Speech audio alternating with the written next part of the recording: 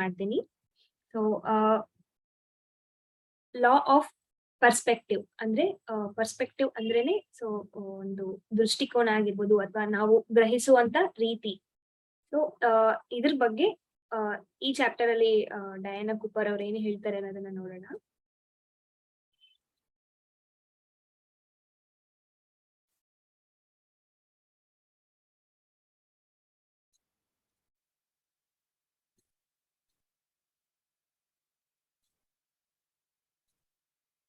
I hope ನನ್ನ voice audible ಇದೆ ಅಲ್ವಾ?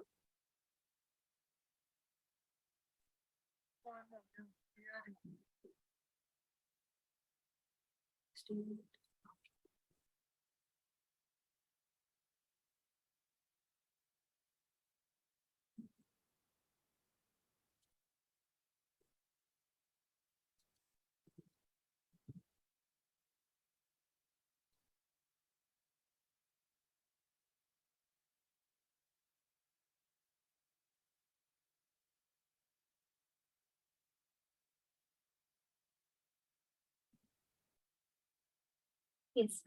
So the law of perspective. The consciousness of the person having the experience determines the experience.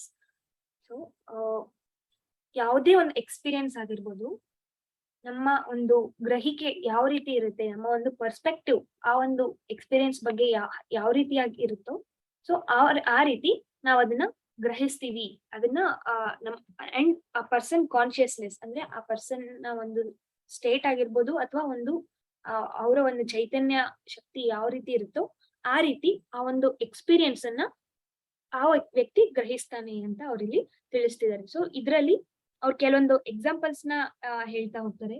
So time is not linear. So and mental state perceives time differently ಅಂತ. ಈಗ may be just ಒಂದ್ example ಹೇಳೋದಾದ್ರೆ, ನಾವು ಯಾವತ್ತಾದ್ರೂ ನಮ್ಗೆ ತುಂಬಾ bore ಆಗಿದ್ರೆ ಅಥವಾ ನಮ್ಗೆ ಯಾವ್ದೋ ಒಂದು ವರ್ಕ್ ಮಾಡಕ್ಕೆ ಇಷ್ಟ ಇಲ್ಲ ಅಂತ ಅಂದಾಗ, ಸೊ ಅವಾಗ ನಮ್ಗೆ ಏನ್ ಅನ್ಸ್ತಿರುತ್ತೆ, ಒಂದು 10 ಮಿನಿಟ್ಸ್ ಟೈಮ್ ಕೂಡ ಎಷ್ಟೋ ತುಂಬಾ ಹೊತ್ತು ಅಂತ ಅನ್ಸ್ತಾ ಇರುತ್ತೆ, ಅಥವಾ ಟೈಮ್ ಬೇಗ ಹೋಗ್ತಾನೆ ಇಲ್ಲ ಅಂತ ಅನ್ಸ್ತಾ ಇರುತ್ತೆ. ಸೊ ಟೈಮ್ ತುಂಬಾ ಸ್ಲೋ ಆಗಿ ಹೋಗ್ತಿದೆ ಅಂತ ಅನ್ಸ್ತಾ ಇರುತ್ತೆ. ಅಂಡ್ ಒಂದ್ಸಲ ಯಾವಾಗಾದ್ರೂ ನಾವು ತುಂಬಾ ಹ್ಯಾಪಿ ಆಗಿದ್ದಾಗ, ತುಂಬಾ ಎಕ್ಸೈಟೆಡ್ ಆಗಿದ್ದಾಗ, ಸೊ ಆ ಮೊಮೆಂಟ್ಸ್ ನ ನಾವು ತುಂಬಾ ಎಂಜಾಯ್ ಮಾಡ್ತಿರುವಾಗ ಟೈಮ್ ತುಂಬಾ ಬೇಗ ಹೋಗ್ಬಿಡ್ತು, ಟೈಮ್ ತುಂಬಾ ಫಾಸ್ಟ್ ಆಗಿ ಮೂವ್ ಆಗೋಯ್ತು ಅಂತ ಅನ್ಸ್ತಾ ಇರುತ್ತೆ. ಅಂಡ್ ನಾವು ಕೆಲವೊಂದ್ಸಲ ತುಂಬಾ ಅಫ್ರೈಡ್ ಆಗಿದ್ದಾಗ ಟೈಮ್ ತುಂಬಾ ಸ್ಟಿಲ್ ಆಗಿದೆ ಅಂತ, ಈ ರೀತಿ ಟೈಮ್ ಬಗ್ಗೆ ನಮ್ಗೆ ಡಿಫ್ರೆಂಟ್ ಆಗಿ ನಮ್ಮ ಸ್ಥಿತಿಗೆ ಅನುಸಾರವಾಗಿ ನಾವು ಅದನ್ನ ಡಿಫ್ರೆಂಟ್ ಆಗಿ ಪರ್ಸೀವ್ ಮಾಡ್ತಾ ಇರ್ತೀವಿ. ಸೊ ಅಂದ್ರೆ ಲೋ ವೈಬ್ರೇಷನ್ ಥಾಟ್ಸ್ ನಲ್ಲಿ ಇದ್ದಾಗ ಟೈಮ್ ನಮ್ಗೆ ತುಂಬಾ ಸ್ಲೋ ಅನ್ಸ್ತಿರುತ್ತೆ. ಅಂಡ್ ಹೈ ವೈಬ್ರೇಷನ್ ಥಾಟ್ಸ್ ಅಲ್ಲಿ ಇದ್ದಾಗ ಟೈಮ್ ನಮ್ಗೆ ತುಂಬಾ ಫಾಸ್ಟ್ ಆಗಿ ಅನ್ಸ್ತಾ ಇರುತ್ತೆ. ಅಂಡ್ ಸೊ ರೈಟ್ ನಾವು ಅವ್ರು ಏನ್ ಹೇಳ್ತಾರೆ, ಇಲ್ಲೊಂದು ಪಾಯಿಂಟ್, ಅರ್ತ್ ಮೇಲೆ ಅವೇಕಂಡ್ ಬೀಯಿಂಗ್ಸ್ ಅಂದ್ರೆ ಒಂದು ಕಾನ್ಶಿಯಸ್ನೆಸ್ ನಲ್ಲಿ ಒಂದು ರೈಸ್ ಅನ್ನೋದು ಆಗಿರೋದ್ರಿಂದ ಅರ್ತ್ ಮೇಲೆ ಸದ್ಯ ಟೈಮ್ ಅನ್ನೋದು ಫಾಸ್ಟ್ ಆಗಿ ಮೂವ್ ಆಗ್ತಾ ಇದೆ, ಕಲೆಕ್ಟಿವ್ ಟೈಮ್ ಅನ್ನೋದು ಫಾಸ್ಟ್ ಆಗಿ ಮೂವ್ ಆಗ್ತಿದೆ ಅಂತ ಇಲ್ಲಿ ಹೇಳ್ತಿದ್ದಾರೆ. ಸೊ ಮತ್ತೆ ಜಸ್ಟ್ ಪರ್ಸೆಪ್ಷನ್ ಗೆ ಬರೋಣ. ಅಂಡ್ ಅಗೇನ್ ಒಂದು ಸೈಜ್ ಅನ್ನೋದು ಕೂಡ ನಮ್ಮ ಪರ್ಸೆಪ್ಷನ್ ಮೇಲೆ ಡಿಪೆಂಡ್ ಆಗಿರುತ್ತೆ. ಸೊ ಮೇ ಬಿ ಒಂದು ಬೆಟ್ಟ, ಒಂದು ಎಕ್ಸಾಂಪಲ್ ತಗೊಳ್ಳೋದಾದ್ರೆ, ಸೊ ಒಬ್ಬ ಪರ್ಸನ್ ಯಾರ್ಗೆ ಅದು ಹತ್ತಕ್ಕೆ ತುಂಬಾ ಸ್ಟ್ರಗಲ್ ಫೀಲ್ ಮಾಡ್ತಿರ್ತಾರೋ, ತುಂಬಾ ಕಷ್ಟ ಫೀಲ್ ಮಾಡ್ತಿರ್ತಾರೋ, ಅವ್ರಿಗೆ ಆ ಒಂದು ಅದು ತುಂಬಾ ದೊಡ್ಡದು ಅನ್ನೋ ತರ ಅನ್ಸ್ಬೋದು ಒಂದು ರಿಯಾಲಿಟಿಯಲ್ಲಿ ಇರೋದಕ್ಕಿಂತ. ಬಟ್ ಯಾರಿಗೆ ಅದು ಅದೊಂದು ಈಸಿ ಟಾಸ್ಕ್ ಆಗಿರುತ್ತೋ ಅವರಿಗೆ ಅದು ಅಷ್ಟು ದೊಡ್ಡದಂತ ಅನ್ಸ್ದೇ ಇರ್ಬೋದು. ಸೊ ಇಲ್ಲಿ ಕೂಡ ನಮ್ಮ ಪರ್ಸೆಪ್ಷನ್ ಅನ್ನೋದ್ರ ಮೇಲೆ ಆ ಒಂದು ನಾವು ಒಂದು ಎಕ್ಸ್ಪೀರಿಯನ್ಸ್ ನಾಗಿರ್ಲಿ, ಒಂದು ಸಿಚುವೇಶನ್ ಆಗ್ಲಿ ಗ್ರಹಿಸೋದು ಡಿಪೆಂಡ್ ಆಗ್ತಾ ಇರುತ್ತೆ. ಅಂಡ್ ಇಲ್ಲಿ ಇನ್ನೊಂದು ಎಕ್ಸಾಂಪಲ್ ಕೊಡ್ತಾರೆ. ಸೊ ಒಂದು ಯಾವ್ದಾದ್ರು ಒಂದು ಪ್ರಾಬ್ಲಮ್ ಆಗಿರ್ಬೋದು, ಅದು ನಮ್ಗೆ ರಾತ್ರಿಲಿ ಅಥವಾ ಮಿಡ್ ನೈಟ್ ಅಲ್ಲಿ ಅದು ಜ್ಞಾಪಕ ಆದಾಗ ಅದ್ರ ಬಗ್ಗೆ ಅದು ನಮ್ಗೆ ತುಂಬಾ ಕಷ್ಟ ಅನ್ಸ್ತಿರುತ್ತೆ, ಅಥವಾ ರಿಸಾಲ್ವ್ ಆಗದೆ ಇರೋದು ಆ ತರ ಅನ್ಸ್ತಾ ಇರುತ್ತೆ. ಬಟ್ ಅದು ಮಾರ್ನಿಂಗ್ ಟೈಮ್ ಅಲ್ಲಿ ನಮ್ಗೆ ಮ್ಯಾನೇಜಬಲ್ ಅನ್ಸ್ತಾ ಇರುತ್ತೆ ಅಂತ. ಸೊ ಈ ಒಂದು ಎಕ್ಸಾಂಪಲ್ ಗೆ ಆಕ್ಚುಲಿ ನಾನು ಕಂಪ್ಲೀಟ್ ಆಗಿ ರಿಲೇಟ್ ಮಾಡ್ತಾ ಇರ್ತೀನಿ. ಅಂಡ್ ಕೆಲವೊಂದು ವಿಷಯಗಳನ್ನ ನನ್ಗೆ ನೈಟ್ ಟೈಮ್ ಅಲ್ಲಿ ಜ್ಞಾಪಿಸ್ಕೊಂಡಾಗಿದ್ದಕ್ಕಿಂತ ಮಾರ್ನಿಂಗ್ ಅದು ತುಂಬಾ ಹಾರಿಬಲ್ ಅನ್ಸ್ತಿರುತ್ತೆ, ಅಥವಾ ಒಂದ್ ಡ್ರೀಮ್ ಆದ್ರೂ ಆಗಿರ್ಬೋದು. ಸೊ ಒಂದ್ ಡ್ರೀಮೇ ಅದು ನೈಟ್ ಬಂದಾಗ, ಸೊ ಅದು ನಮ್ಗೆ ಎಚ್ಚರ ಆದಾಗ ಅದು ಎಷ್ಟು ಹಾರಿಫೈ ನನ್ಗೆ ಅನಿಸ್ತಾ ಇರುತ್ತೋ, ಸೊ ಮಾರ್ನಿಂಗ್ ಟೈಮ್ ಅಲ್ಲಿ ಮತ್ತೆ ನಾನು ಅದನ್ನೇ ಜ್ಞಾಪಿಸ್ಕೊಂಡಾಗ ಅದು ನನ್ಗೆ ಅಷ್ಟು ಟೆರಿಫೈ ಮಾಡ್ತಾ ಇರಲ್ಲ. ಸೊ ಇಲ್ಲಿ ಕೂಡ ಅವ್ರ ಏನ್ ಹೇಳ್ತಾರೆ, challenge is same, your perspective has altered ಅಂತ. ಸೊ ಅಂದ್ರೆ ಆ ಒಂದು ಸಿಚುವೇಶನ್ ಆಗಿರ್ಬೋದು, ಒಂದ್ ಚಾಲೆಂಜ್ ಆಗಿರ್ಬೋದು, ಅದು ಸೇಮ್ ಆಗೇ ಇತ್ತು. ಅದು ನೈಟ್ ಕೂಡ ಸೇಮ್, ಮಾರ್ನಿಂಗ್ ಕೂಡ ಸೇಮ್ ಆಗೇ ಇತ್ತು. ಬಟ್ ನಮ್ಮ the way of perception was different ಅಷ್ಟೇ. And we perceive matter as liquid, solid and gas. In reality all is atom. So ನಾವು ಒಂದು ಯಾವ್ದೋ ಒಂದು ಮ್ಯಾಟರ್ ನಾವು ನೋಡೋ ಮ್ಯಾಟರ್ ಸೊ ನಾವು ಜಸ್ಟ್ ಒಂದು ಸಾಲಿಡ್, ಲಿಕ್ವಿಡ್ ಅಂಡ್ ಗ್ಯಾಸ್ ಅಂತ ನಾವು ಡಿಫ್ರೆನ್ಶಿಯೇಟ್ ಮಾಡ್ತೀವಿ. ಬಟ್ ರಿಯಾಲಿಟಿಯಲ್ಲಿ ನೋಡೋದಾದ್ರೆ ಎಲ್ಲಾನು ಈ ಪ್ರಪಂಚದಲ್ಲಿ ಇರೋದೆಲ್ಲ, ಅರ್ತ್ ಪ್ಲೇನ್ ಮೇಲೆ ಇರೋದೆಲ್ಲ ಜಸ್ಟ್ ಒಂದು ಅಟಮ್ಸ್ ಫಾರ್ಮ್ ಅಲ್ಲೇ ಇರುತ್ತೆ. ಆ ಅಟಮ್ಸ್ ಡಿಫ್ರೆಂಟ್ ಡೆನ್ಸಿಟಿಯಲ್ಲಿ ಅದು ಒಂದು ಅರೇಂಜ್ ಆಗಿರೋದ್ರಿಂದ ಅದು ಒಂದು ಸಾಲಿಡ್ ಆಕಾರದಲ್ಲಿರುತ್ತೆ, ಅಥವಾ ಲಿಕ್ವಿಡ್ ಇದರಲ್ಲಿ ಇರುತ್ತೆ ಫಾರ್ಮ್ ಅಲ್ಲಿ, ಅಥವಾ ಗ್ಯಾಸ್ ಫಾರ್ಮ್ ಅಲ್ಲಿ ಇರುತ್ತೆ ಅಷ್ಟೇ. ಸೊ ಅಲ್ಲಿ ಕೂಡ ಲಾ ಆಫ್ ಪರ್ಸೆಪ್ಷನ್ ವರ್ಕ್ ಆಗೋದು ಅಂಡ್ ಅಂತ ಅವ್ರಲ್ಲಿ ತಿಳಿಸ್ತಿದ್ದಾರೆ. ಅಂಡ್ ನೆಕ್ಸ್ಟ್ ಒಬ್ಬ ವ್ಯಕ್ತಿ ಯಾರಿಗೆ ಒಂದು ಥರ್ಡ್ ಐ ಆಕ್ಟಿವೇಟ್ ಆಗಿರ್ಬೋದು, ಅಥವಾ ಸೈಕಿಕ್ ವಿಷನ್ಸ್ ಎಲ್ಲ ಇರುವಂತ ಒಬ್ಬ ಪರ್ಸನ್, ಸೊ ಅವರ ಒಂದು ಪರ್ಸೆಪ್ಷನ್ ಅನ್ನೋದು ಇನ್ನೂ ಎಕ್ಸ್ಪ್ಯಾಂಡೆಡ್ ಆಗಿರುತ್ತೆ. ಅವ್ರು ಒಂದು ಇನ್ನ ಎಕ್ಸ್ಪ್ಯಾಂಡೆಡ್ ವರ್ಷನ್ ಆಫ್ ಯೂನಿವರ್ಸ್ ನ ಅವರು ನೋಡೋದಕ್ಕೆ ಪಾಸಿಬಲ್ ಆಗ್ತಿರುತ್ತೆ. ಅಂದ್ರೆ ಅವರು ಎಷ್ಟೋ ಜನ ಸ್ಪಿರಿಚುವಲ್ ಗೈಡ್ಸ್ ಜೊತೆ ಕನೆಕ್ಟ್ ಆಗ್ತಾ ಇರ್ತಾರೆ, ಮಾತಾಡ್ತಾ ಇರ್ತಾರೆ, ಅಂಡ್ ಏಂಜಲ್ಸ್ ಜೊತೆ ಕನೆಕ್ಟ್ ಆಗ್ತಾ ಇರ್ತಾರೆ. ಸೊ ಬಟ್ ಅದೇ ಒಬ್ಬ ನೆಗೆಟಿವ್ ಪರ್ಸೆಪ್ಷನ್ ಇರುವಂತ ಒಬ್ಬ ವ್ಯಕ್ತಿಗೆ ಆ ಒಂದು ಏಂಜಲ್ಸ್, ಸ್ಪಿರಿಚುವಲ್ ಗೈಡ್ಸ್ ಕೂಡ ಯಾವ್ದೋ ಒಂದು ದೆವ್ವ ಭೂತ ತರ ಅನ್ಸ್ಬೋದು, ಅಥವಾ ಅದನ್ನು ಕೂಡ ಆ ಒಂದು ಏಂಜಲ್ಸ್ ಟಚ್ ಕೂಡ ಅವರು ನೆಗೆಟಿವ್ ಆಗಿ ಪರ್ಸೀವ್ ಮಾಡೋ ಒಂದು ಚಾನ್ಸಸ್ ಇರುತ್ತೆ. ಬಟ್ ಒಬ್ಬ ನಾಲೆಜ್, ನಮ್ಮ ನಾಲೆಜ್ ಅನ್ನೋದು ಎಕ್ಸ್ಪ್ಯಾಂಡ್ ಆಗಿರೋ ಒಬ್ಬ ಪರ್ಸನ್ಗೆ, ಇನ್ನು ಹೈಯರ್ ನಾಲೆಜ್ ಅನ್ನ, ವಿಸ್ಡಮ್ ಅನ್ನ ತಿಳ್ಕೊಂಡಿರೋ ಒಬ್ಬ ಪರ್ಸನ್ಗೆ, ಸೊ ಅವನಿಂದ ಮಾತ್ರ ಅವನ್ ಎಕ್ಸ್ಪ್ಯಾಂಡೆಡ್ ವರ್ಷನ್ ಆಫ್ ಯೂನಿವರ್ಸ್ ನ ನೋಡೋದಕ್ಕೆ ಸಾಧ್ಯ ಅಂತ. ಅಂಡ್ ಒಬ್ಬ ಏಲಿಯನ್ ಜೊತೆಗೆ ಆಗಿರ್ಬೋದು, ಅಥವಾ ಹೈಯರ್ ವರ್ಲ್ಡ್ಸ್ ಅಲ್ಲಿರೋ ಪರ್ಸನ್ಸ್ ಜೊತೆ ಕಮ್ಯುನಿಕೇಟ್ ಆಗಿರೋ ಪರ್ಸನ್ಸ್ಗೆ, ಸೊ ಅವ್ರ ಇನ್ನ ಲೈಫ್ ನ ಇನ್ನ ತುಂಬಾ ಡಿಫ್ರೆಂಟ್ ಡೈರೆಕ್ಷನ್ಸ್ ಅಲ್ಲಿ ನೋಡಕ್ ಸಾಧ್ಯ. ಅಂಡ್ ಹೈಯರ್ ರಿಯಾಲಿಟಿನ ಅಂಡ್ ಡಿಫ್ರೆಂಟ್ ರಿಯಾಲಿಟಿನ ಎಲ್ಲ ತಿಳ್ಕೊಂಡಿರೋ ಪರ್ಸನ್ಸ್ ಎಲ್ಲ ನಮ್ಗೆ ಇನ್ಸೇನ್ ಅಂತ ಅನ್ಸ್ತಾರೆ. ಅಂದ್ರೆ ಅವರೆಲ್ಲ ಒಂದು ಬುದ್ಧಿ ಇಲ್ದೆ, ಅಂದ್ರೆ ಬುದ್ಧಿ ಮಾಂದ್ಯ ತರ ಅಂತ ಅನ್ಸ್ಬೋದು, ಅಥವಾ ಬುದ್ಧಿ ಕಮ್ಮಿ ಇರೋರ್ ತರ ಅನ್ಸ್ಬೋದು. ಬಟ್ ಅಂತ ಪರ್ಸನ್ಸೇ ಒಂದು ಈ ಅರ್ತ್ ಮೇಲೆ ಇದ್ದು ಅವರು ಡಿಫ್ರೆಂಟ್ ರಿಯಾಲಿಟಿನ ಅವರು ನೋಡೋದಕ್ಕೆ ಸಾಧ್ಯ ಆಗಿರುವಂತ ಗ್ರೇಟ್ ಪರ್ಸನ್ಸ್ ಅಂತ ಅವ್ರು ಹೇಳ್ತಿದ್ದಾರೆ. ಸೊ ಅಂಡ್ ನಮ್ಮ ಒಂದು ಪರ್ಸೆಪ್ಷನ್ ನ ಒಂದು ಪರ್ಸೆಪ್ಷನ್ ಇಂದಾನೇ ನಾವು ಡಿಫ್ರೆಂಟ್ ಸಿಚುವೇಶನ್ಸ್ಗೆ ಡಿಫ್ರೆಂಟ್ ಆಗಿ ನಾವು ಹ್ಯಾಂಡಲ್ ಮಾಡ್ತಾ ಇರ್ತೀವಿ ಅಂತ. ಸೊ ಜಸ್ಟ್ ಅವ್ರು ಇಲ್ಲಿ ಒಂದ್ 2 ಎಕ್ಸಾಂಪಲ್ಸ್ ಕೊಡ್ತಾರೆ.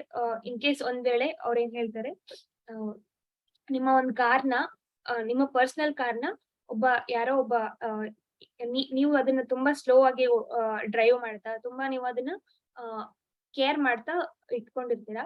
ಸೊ ಯಾರಾದ್ರೂ ಒಬ್ಬ ಯಂಗ್ ಮ್ಯಾನ್, ಅವ್ರಿಗೆ ನೀವು ಕಾರ್ ಕೊಟ್ಟಾಗ ಅವನು ಅದನ್ನ ಸ್ವಲ್ಪ ಫಾಸ್ಟ್ ಆಗಿ ಡ್ರೈವ್ ಮಾಡಿ ಅದನ್ನ ಎಲ್ಲೋ ಒಂದ್ ಯಾವ್ದೋ ಒಂದ್ ಇದಕ್ಕೆ ಅದನ್ನ ಆಕ್ಸಿಡೆಂಟ್ ಮಾಡ್ಬಿಟ್ಟಿರ್ತಾನೆ. ಅಂಡ್ ಅಲ್ಲಿ ನಿಮ್ ಕಾರ್ಗೆ ಒಂದ್ ಸ್ವಲ್ಪ ಡ್ಯಾಮೇಜ್ ಅನ್ನೋದಾಗಿರುತ್ತೆ. ಸೊ ಇಂತ ಒಂದು ಸಿಚುವೇಶನ್ಗೆ ಡಿಫ್ರೆಂಟ್ ಕಾನ್ಶಿಯಸ್ನೆಸ್ ಲೆವೆಲ್ ಅಲ್ಲಿರೋ ಪೀಪಲ್ ಯಾವ ರೀತಿ ಅವರು ಒಂದ್ ರೆಸ್ಪಾಂಡ್ ಮಾಡ್ತಾರೆ ಅಥವಾ ರಿಯಾಕ್ಟ್ ಮಾಡ್ತಾರೆ ಅಂತ ಅವ್ರಿಗೆ ಜಸ್ಟ್ ಎಕ್ಸಾಂಪಲ್ ಕೊಡೋದಾದ್ರೆ, ಥರ್ಡ್ ಡೈಮೆನ್ಷನ್ ನಲ್ಲಿ ಜೀವಿಸ್ತಾ ಇರೋ ವ್ಯಕ್ತಿಗೆ, ಅಂದ್ರೆ ಜಸ್ಟ್ ಒಂದು ನಾರ್ಮಲ್ ಹ್ಯೂಮನ್ಸ್ ತರ ಜೀವಿಸ್ತಾ ಇರೋ ವ್ಯಕ್ತಿ, ಮೇ ಬಿ ಅವನ್ಗೆ ಸಡನ್ ಆಗಿ ಆ ಯಂಗ್ ಮ್ಯಾನ್ಗೆ ತುಂಬಾ ಬೈಯಕ್ ಸ್ಟಾರ್ಟ್ ಮಾಡ್ತಾನೆ, ಅಂಡ್ ತುಂಬಾ ಬೇಜಾರ್ ಪಟ್ಕೊಂತಾನೆ. ಅಂಡ್ ಈ ಒಂದು ಸಿಚುವೇಶನ್ ಬಗ್ಗೆ ಅವನು ತುಂಬಾ ಹರ್ಟ್ ಫೀಲ್ ಆಗ್ತಾನೆ, ಅಂಡ್ ತುಂಬಾ ಆಂಗರ್ ಫೀಲ್ ಆಗಿ ಈ ರೀತಿಯಾದ ರಿಯಾಕ್ಷನ್ ನ ಅವ್ನು ತೋರಿಸ್ತಾನೆ.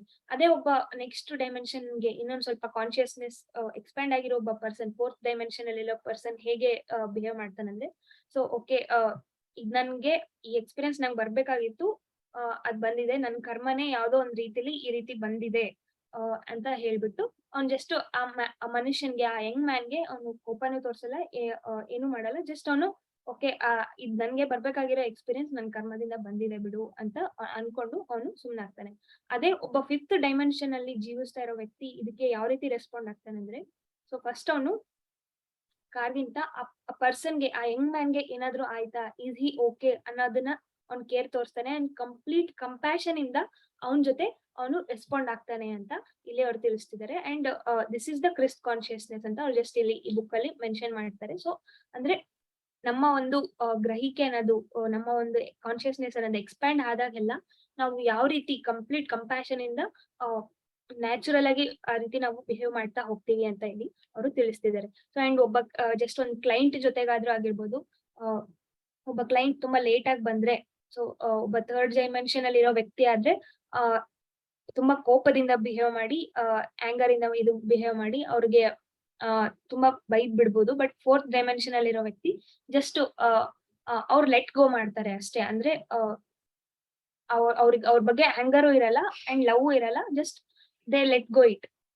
ಅದನ್ನ ಅಲ್ಲಿಗೆ ಈ ಎಕ್ಸ್ಪೀರಿಯನ್ಸ್ ನನ್ಗೆ ಬರ್ಬೇಕಾಗಿತ್ತು ಅಂತ ಜಸ್ಟ್ ಪರ್ಸೀವ್ ಮಾಡ್ಕೊಂಡು ಅವರು ಲೆಟ್ ಗೋ ಮಾಡ್ತಾರೆ. ಬಟ್ ಫಿಫ್ತ್ ಡೈಮೆನ್ಷನ್ ಅಲ್ಲಿ ಇರೋ ವ್ಯಕ್ತಿ ಆದ್ರೆ ಆ ಪರ್ಸನ್ಗೆ ಕಾಲ್ ಮಾಡಿ ಅವರು ಕ್ಷೇಮವಾಗಿದಾರಾ ಅಥವಾ ಏನಕ್ಕೆ ಲೇಟ್ ಆಯ್ತು, so whether he is all right ಅಂತ ಅವರು ಆತರ ಎಲ್ಲ ಥಿಂಕ್ ಮಾಡ್ತಾರೆ ಅಂತ ಅವ್ರಲ್ಲಿ ತಿಳಿಸ್ತಾರೆ. ಸೊ ಜಸ್ಟ್ ಒಂದು ಇನ್ನೊಂದು ಎಕ್ಸಾಂಪಲ್ ಏನಂದ್ರೆ ಒಂದು ಬೆಕ್ಕೆ, ನಮ್ಮ ಮನೇಲಿರೋ ಒಂದ್ ಬೆಕ್ಕೆ ಒಂದ್ ಸ್ವಲ್ಪ ಅದಕ್ಕೇನಾದ್ರೂ ಇಂಜುರಿ ಆಗಿತ್ತು ಅಥವಾ ಅದಕ್ಕೇನೋ ಹರ್ಟ್ ಆಗಿತ್ತು ಅಂದ್ರೆ, ಸೊ ಒಬ್ಬ ಕಂಪ್ಯಾಷನ್ ಇಲ್ದೇ ಇರೋ ವ್ಯಕ್ತಿ ಆದ್ರೆ, ಸೊ ಅದೇನ್ ನಾನ್ಸೆನ್ಸ್ ಥಿಂಗ್ ಮಾಡ್ಕೊಂಡ್ ಬಂದಿದ್ಯೋ, ಎಲ್ಲಿ ಹೋಗಿ ಅದು ಆಟ ಆಡ್ಕೊಂಡ್ ಬಂದಿದ್ಯೋ ಅಥವಾ ಏನೋ ಒಂದ್ ನಾನ್ಸೆನ್ಸ್ ಮಾಡಕ್ ಹೋಗಿರುತ್ತೆ, ಅದಕ್ಕೋಸ್ಕರ ಈ ತರ ಎಲ್ಲ ಹರ್ಟ್ ಮಾಡ್ಕೊಂಡ್ ಬಂದಿದೆ ಅಂತ ಅವ್ರು ಪರ್ಸೀವ್ ಮಾಡ್ಬೋದು. ಆದ್ರೆ ಕಂಪ್ಯಾಷನ್ ಇಂದ ಪರ್ಸೀವ್ ಮಾಡೋದಾದ್ರೆ, ಸೊ ಅದಕ್ಕೆ ಏನ್ ಹರ್ಟ್ ಆಗಿದೆಯೋ, ಅದಕ್ಕೆ ನೋವು ಆಗ್ತಿದೆಯೇನೋ ಅಂತ ಅವರು ಅದನ್ನ ಪರ್ಸೀವ್ ಮಾಡ್ತಾರೆ ಅಂತ ಹೇಳ್ತಿದ್ದಾರೆ. So there is no judgment, there is only awareness that everyone has a different reality. So and if you judge someone, it is time to reframe your perspective. So ಇಲ್ಲಿ ಅವ್ರು ಮತ್ತೆ ಇದನ್ನ ತಿಳಿಸ್ತಿದ್ದಾರೆ. ಸೊ ಯಾವ್ದನ್ನು ನಾವು judge ಮಾಡಬಾರ್ದು. So ಎಲ್ಲಾನು different awareness ಇಲ್ಲ, ಎಲ್ಲಾನು ಒಂದು ಡಿಫ್ರೆಂಟ್ ರಿಯಾಲಿಟಿ ಆಗಿರುತ್ತೆ. ಸೊ ಜಸ್ಟ್ ಅವೇರ್ನೆಸ್ ಒಂದೇ ಎಲ್ಲ ಕಡೆ ಇರೋದು. ಸೊ ಜಸ್ಟ್ ನಾವು ಇನ್ ಕೇಸ್ ನಾವ್ ಏನಾದ್ರೂ ಯಾರನ್ನಾದ್ರೂ ಜಡ್ಜ್ ಮಾಡ್ತಿದೀವಿ ಅಥವಾ ಇನ್ನೊಬ್ಬರನ್ನ ಯಾವ್ದೇ ಒಂದು ಸಿಚುವೇಶನ್ ಜಡ್ಜ್ ಮಾಡ್ತಿದೀವಿ ಅಂದ್ರೆ, ಅಲ್ಲಿ ನಮ್ಮ ಒಂದು ಪರ್ಸ್ಪೆಕ್ಟಿವ್ ನ ಚೇಂಜ್ ಮಾಡ್ಕೊಳ್ಳೋ ಒಂದು ಅವಶ್ಯಕತೆ ಇದೆ ಅಂತ ಅವ್ರು ಇಲ್ಲಿ ತಿಳಿಸ್ತಿದ್ದಾರೆ. ಸೊ ಅಂಡ್ ಇಲ್ಲಿ ನಾವ್ ಇನ್ನು ಲಾ ಆಫ್ ಪರ್ಸೆಪ್ಷನ್ ನ ಡೆಪ್ತ್ ಅಲ್ಲಿ ತಗೊಳ್ಳೋದಾದ್ರೆ, ಸೊ ಒಂದು ಟಾರ್ಚರ್ ನ ಕೂಡ ಇವಾಗ ಒಬ್ರು ಒಂದು ಟಾರ್ಚರ್ ನ ಎಕ್ಸ್ಪೀರಿಯನ್ಸ್ ಮಾಡ್ತಿದಾರೆ ಅಂದ್ರೆ ಕೂಡ, ಅಲ್ಲಿ ಕೂಡ ಮೇ ಬಿ ಆ ಒಂದು ಅಪೋಸಿಟ್ ಪರ್ಸನ್ಗೆ ಕಂಪ್ಯಾಷನ್ ಕಲಿಯೋದಿದೆ, ಹಾಗಾಗಿ ಅವ್ರು ಅದನ್ನ ಎಕ್ಸ್ಪೀರಿಯನ್ಸ್ ಮಾಡ್ತಿದ್ದಾರೆ ಅಂತ ಈ ರೀತಿಯಾಗಿ ಪರ್ಸ್ಯೂ ಮಾಡ್ಕೋಬಹುದು. ಅಂಡ್ ಒಂದ್ ಕಡೆ ವಾರ್ ಅನ್ನೋದು ನಡೀತಾ ಇದೆ ಅಂದ್ರೆ, ಸೊ ಆ ಒಂದು ಅಪೋಸಿಟ್ ಪೀಪಲ್ ಅಲ್ಲಿ ಒಂದು ಕರೇಜ್ ನ ಆಗಿರ್ಬೋದು ಅಥವಾ ಒಂದು ಸ್ಟ್ರೆಂತ್ ಅನ್ನ ಫೈಂಡ್ ಮಾಡ್ಕೊಳ್ಳೋದಕ್ಕೋಸ್ಕರ ಆ ರೀತಿ ಸಿಚುವೇಶನ್ಸ್ ಎಲ್ಲ ಅವರಿಗೆ ಬಂದಿದೆ ಅನ್ನೋ ರೀತಿ ಈ ರೀತಿಯಾಗಿ ಒಂದು ಪರ್ಸೀವ್ ಮಾಡ್ಕೋಬಹುದು ಅಂತ ಅವ್ರಿಗೆ ತಿಳಿಸಿದ್ದಾರೆ. And every person has a human aspect which merely masks the divine perfection. We will continue to struggle until we see the divine flame in all people and things. So ನಮ್ಮ ಪ್ರತಿಯೊಬ್ಬರಲ್ಲೂ, ನಮ್ಮೆಲ್ಲರಲ್ಲೂ ಒಂದು divine perfection ಅನ್ನೋದಿದೆ. So ನಾವೆಲ್ಲರೂ ಕೂಡ ಒಂದು divine ಗಾಡ್ಸೇ ಆಗಿದ್ದೀವಿ. But ಆ ಒಂದು human aspect ಅನ್ನೋದು ಅದನ್ನ ಮಾಸ್ಕ್ ಮಾಡಿದೆ, ಅಂದ್ರೆ ಅದನ್ನ ಕವರ್ ಮಾಡಿದೆ ಅಂತ ಅವ್ರು ಹೇಳ್ತಿದ್ದಾರೆ. ಸೊ ಅಂಡ್ ನಾವು ಎಲ್ಲಿವರೆಗೂ ಅದನ್ನ ಆ ಮಾಸ್ಕ್ ಅನ್ನ ತೆಗೆದು ಪ್ರತಿಯೊಬ್ಬರಲ್ಲೂ ನಾವು ಆ ಒಂದು ಡಿವೈನಿಟಿನೇ ನೋಡೋದಿಲ್ವೋ, ಅಲ್ಲಿವರೆಗೂ ನಾವು ಸ್ಟ್ರಗಲ್ ಮಾಡ್ತಾ ಇರ್ತೀವಿ ಅಥವಾ ಸಫರ್ ಆಗ್ತಾ ಇರ್ತೀವಿ. ಸೊ ಯಾವಾಗ ನಾವು ಆ ಒಂದು ನಮ್ಮ ಒಂದು ಮಾಸ್ಕ್ ಅನ್ನ ಓಪನ್ ಮಾಡಿ ಜಸ್ಟ್ ನಾವು ಪ್ರತಿಯೊಂದ್ರಲ್ಲೂ ನಾವು ಡಿವೈನಿಟಿನೇ ನೋಡಿದಾಗ ನಾವು ಎಲ್ಲಾ ಸ್ಟ್ರಗಲ್ಸ್ ಇಂದ, ಎಲ್ಲಾ ಸಫರಿಂಗ್ಸ್ ಇಂದ ಆಚೆ ಬರ್ತೀವಿ. All is perfect according to God's law. So ಈ ಪ್ರಪಂಚದಲ್ಲಿ ಏನೇನ್ ನಡೀತಿದ್ಯೋ ಪ್ರತಿಯೊಂದು ಪರ್ಫೆಕ್ಟ್ ಆಗಿ ನಡೀತಿದೆ. And according to God law or spiritual law ಆಗಿರೋದು, ಸ್ಪಿರಿಚುವಲ್ ಲಾ ಪ್ರಕಾರ ಏನೇನ್ ನಡಿಬೇಕು ಎಲ್ಲಾನು ಕರೆಕ್ಟ್ ಆಗಿ ನಡೀತಿದೆ. Only our perception of it is distorted. Earth is known as a plane of illusion because nothing it as it appears to be. So ಈ ಒಂದು ಅರ್ತೆ ಒಂದು ಪ್ಲೇನ್ ಆಫ್ ಇಲ್ಯೂಷನ್, ಅಂದ್ರೆ ಒಂದು ನಾವು ಎಷ್ಟೋ ಭ್ರಮೆಗಳಲ್ಲಿ ಸಿಲುಕ್ ಹಾಕೊಂಡು ನಮ್ಮ ರಿಯಾಲಿಟಿನ, ನಮ್ಮ ಹೈಯರ್ ರಿಯಾಲಿಟಿನ ನಾವು ಮರ್ತಿದೀವಿ ಅಷ್ಟೇ.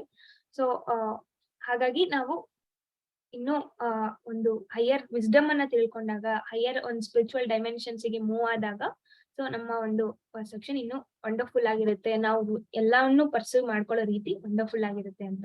View all from a perspective of love and you will walk the ascension pathway.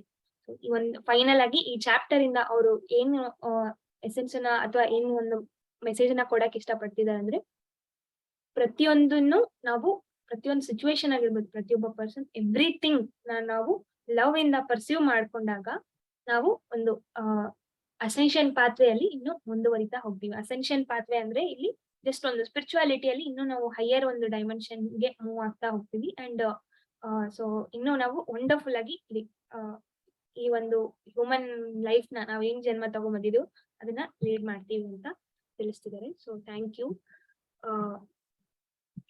So ಇನ್ನು ಈ ಒಂದು ಚಾಪ್ಟರ್ ಇದೊಂದು ಲಾಸ್ಟ್ ಲಾಸ್ ಅಲ್ವಾ? ಸೊ ಇನ್ನು ಡೆಪ್ತ್ ಅಲ್ಲಿ ಇದೆ. ಸೊ ಇದನ್ನ ಅರ್ಥ ಮಾಡ್ಕೊಳ್ಳೋದಕ್ಕೆ ಇನ್ನೂ ನಾವು ಚೆನ್ನಾಗಿ ನಾವು ಅದನ್ನ ಅದ್ರ ಡೆಪ್ತಿಗೆ ಇಳಿದಾಗ ನಮ್ಗೆ ಇದನ್ನು ಇನ್ನೂ ಚೆನ್ನಾಗಿ ಅರ್ಥ ಆಗ್ತಾ ಹೋಗುತ್ತೆ. ಸೊ ನೆನ್ನೆ ಕೂಡ ನಾನು ಜಸ್ಟ್ ಒಂದು ಮೂವಿಯನ್ನ ನೋಡ್ದೆ.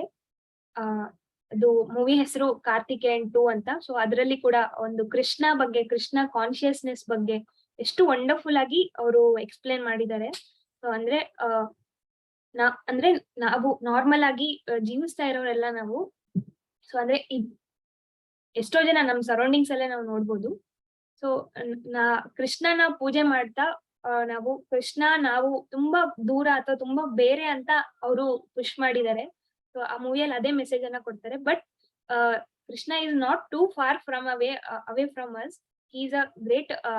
ನಾವು ಅವ್ರನ್ನ ಪೂಜೆ ಮಾಡೋದಕ್ಕಿಂತ ಅವ್ರನ್ನ ಅರ್ಥ ಮಾಡ್ಕೋಬೇಕು ಅಂತ ಆ ಮೂವಿಯಲ್ಲಿ ಒಂದು ವಂಡರ್ಫುಲ್ ಮೆಸೇಜ್ ಅನ್ನ ತಿಳಿಸ್ತಾರೆ. ಅಂದ್ರೆ ಕೃಷ್ಣನ ಎಷ್ಟ್ ಚೆನ್ನಾಗಿ ನಾವ್ ಅರ್ಥ ಮಾಡ್ಕೊಂಡಿದೀವಿ ಅನ್ನೋದು ಕ್ವಶನ್ ಮಾಡ್ಕೋಬೇಕು. ಕೃಷ್ಣನ ಒಂದು ಎಕ್ಸಲೆನ್ಸ್ ಪ್ರತಿಯೊಂದು ವಿಷಯದಲ್ಲಿ ಅವರು ಈ ಒಂದು ಭೂಮಿ ಮೇಲೆ, ಅರ್ತ್ ಮೇಲೆ ಒಂದು ಬಯೋಲಾಜಿಕಲ್ ಬೇಬಿಯಾಗೆ ಹುಟ್ಟುತ್ತಾರೆ. ಹುಟ್ಟಿ ನೆಕ್ಸ್ಟ್ ಅವರ ಒಂದು ಹೈಯರ್ ಪರ್ಸೆಪ್ಷನ್ ಇಂದ ಆಗಿರ್ಬೋದು, ಈ ಚಾಪ್ಟರ್ ಗೆ ರಿಲೇಟ್ ಮಾಡೋದಾಗಿರ್ಬೋದು, ಒಂದು ಹೈಯರ್ ವಿಸ್ಡಮ್ ಇಂದ ಆಗಿರ್ಬೋದು, ಈ ಅರ್ತ್ ಮೇಲೆ ಎಷ್ಟೋ ವಂಡರ್ಸ್ ಅನ್ನ ಕ್ರಿಯೇಟ್ ಮಾಡಿ ಭಗವದ್ಗೀತಾ ಫಾರ್ಮ್ ಅಲ್ಲಿ ಒಂದು ಅದ್ಭುತವಾದ ಜ್ಞಾನನ ಇಲ್ಲಿ ನಮ್ಗೆ ತಿಳಿಸಿ ಹೋಗ್ತಾರೆ.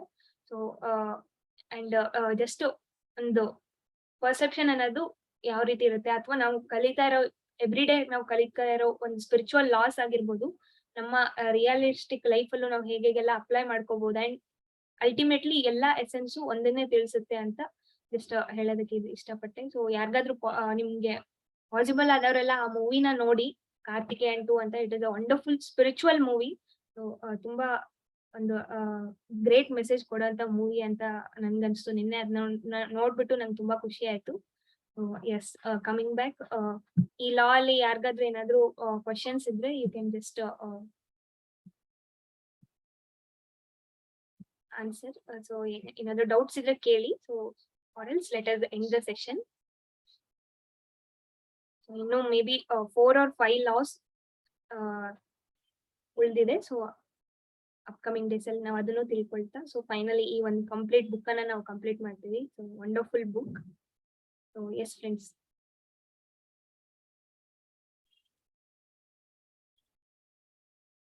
ದಟ್ಸ್ ಇಟ್ ಅನ್ಕೊಂತೀನಿ. ಎಸ್ ಫ್ರೆಂಡ್ಸ್, ಸೊ ಮತ್ತೆ ನಾಳೆ ಇನ್ನೊಂದು ಡಿಫ್ರೆಂಟ್ ಲಾ, ಮೇ ಬಿ ನಾಳೆ ಲಾ ಆಫ್ ಬ್ಲೆಸ್ಸಿಂಗ್ಸ್ ಅಂತ ಇದೆ ಅನ್ಸುತ್ತೆ. So sorry, law of gratitude. So ಅದನ್ನ ಇನ್ನೊಬ್ಬ ಪೈಮಾ ಮಾಸ್ಟರ್ ಬಂದು ಎಕ್ಸ್ಪ್ಲೇನ್ ಮಾಡ್ತಾರೆ. So have a wonderful day dear friends. Thank you so much.